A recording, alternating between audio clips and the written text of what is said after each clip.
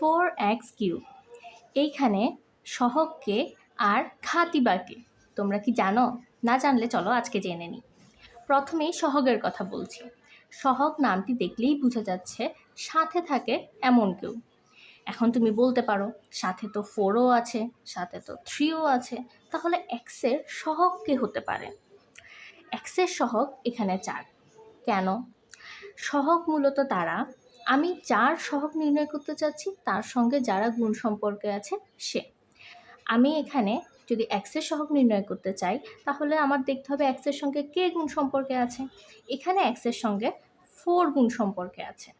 গুণ সম্পর্কে আছে বলতে আমি এটাকে লিখতে পারি 4 × x³, অর্থাৎ x³ সাথে 4 গুণ আকারে আছে, তাই এখানে 4ই হলো আমার সহগ। তবে সহগ নিজস্ব কোনো পরিচয় নয়, এটা একটা পরিপূরক পরিচয়।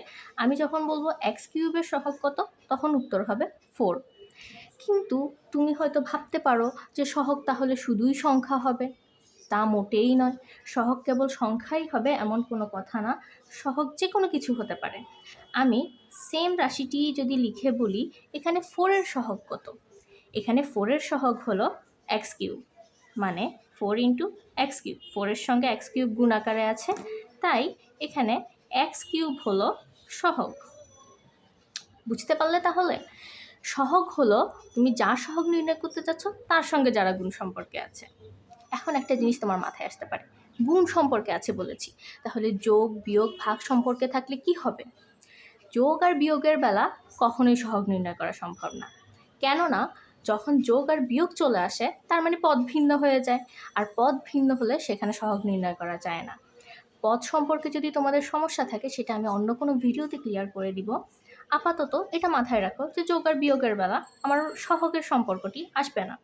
কিন্তু ভাগের বেলা কি হবে? চলো উদাহরণ দিয়ে দেখি। আমি বললাম 4x³ / y⁴। এখন আমি তোমাকে বললাম এখানে 4-এর সহগ কত। তুমি এটা তো বুঝতেই পারছো যে x³ সহগ হবে, কেননা 4-এর সাথে x³ গুণ সম্পর্কে আছে, তাহলে x³ সহগ। কিন্তু এই বাকি অংশটা, এটা কি হবে? এখানে কি y⁴ সহগ থাকবে কি থাকবে না? উত্তরটি হলো 4-এর সহগ এখানে x³ / y⁴। কেন? তুমি বলবে যে y⁴ তো এখানে ভাগ সম্পর্কে আছে, তাহলে তো আমার কথা মিলল না। আমি বললাম গুণ সম্পর্কে থাকলে সহগ হবে। একটা জিনিস খেয়াল করো, আমি কিন্তু বলিনি y⁴ এখানে সহগ, আমি বলেছি 1/y⁴ এখানে সহগ এবং x³ এখানে সহগ। ওরা গুণ হয়ে পরস্পরের সঙ্গে x³ y⁴ হয়েছে। তাহলে বুঝলাম আমি গুণ সম্পর্ক ভাগ সম্পর্ক থেকে সহগ বের করা সম্ভব।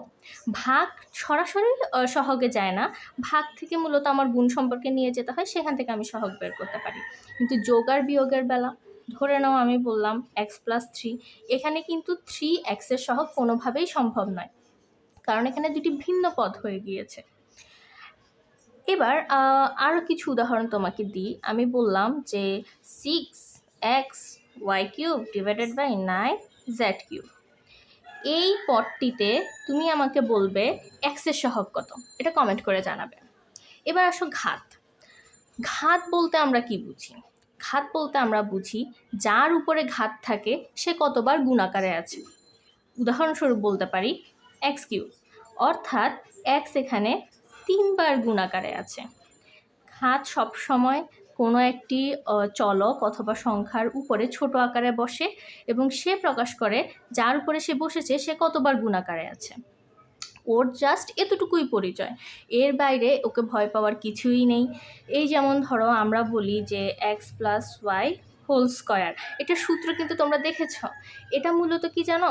এই 2টা টোটাল এই রাশিটার উপরে বসেছে, তো এটা থেকে বোঝা যায় এই রাশিটা 2বার গুণ হবে। বুঝতে পেরেছ? তোমার এমন না যে একটি মাত্র সংখ্যার উপরেই বসতে পারবে, পুরো একটি রাশির উপরেও বসতে পারে। একটি চলক বা একটি সংখ্যার উপরেও যেমন বসতে পারে, টোটাল একটা রাশির উপরেও বসতে পারে। যার উপরেই সে বসুক ওই টোটাল জিনিসটা কতবার গুণ আকারে আছে তা নির্দেশ করছে ঘাত। এখন ঘাতের বেলাও সেম প্রশ্ন আসতে পারে যে ঘাতও কি কেবল সংখ্যাই হয় কি না? না, ঘাতও যে কেবল সংখ্যাই হবে এমন কোনো কথা না। আমি তোমাকে বলতে পারি 7 to the power x, এটাও কিন্তু এই এক্সটা হলো 7-এর ঘাত। এভাবে তুমি যে কোনো কিছু কল্পনা করতে পারো। আমি তোমাকে বলতে পারি 8 to the power 2x + 3, এখানে 2x + 3 হলো 8-এর ঘাত। মোটের উপর কথা, তোমার মাথার উপরে যে থাকবে সেই তোমার ঘাত। এখানে একটা জিনিস মাথায় রাখবে, ঘাতের কিন্তু আরও অনেকগুলো নাম আছে, যেমন পাওয়ার, সূচক, এগুলো দিয়েও কিন্তু আমরা ঘাতকেই বুঝাই।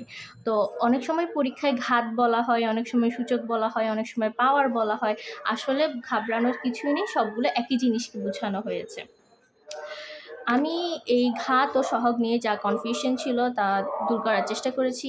তোমরা নিজেদের মতো চেষ্টা করবে। কোথাও সমস্যা থাকলে অবশ্যই আমাকে কমেন্ট করে জানাবে।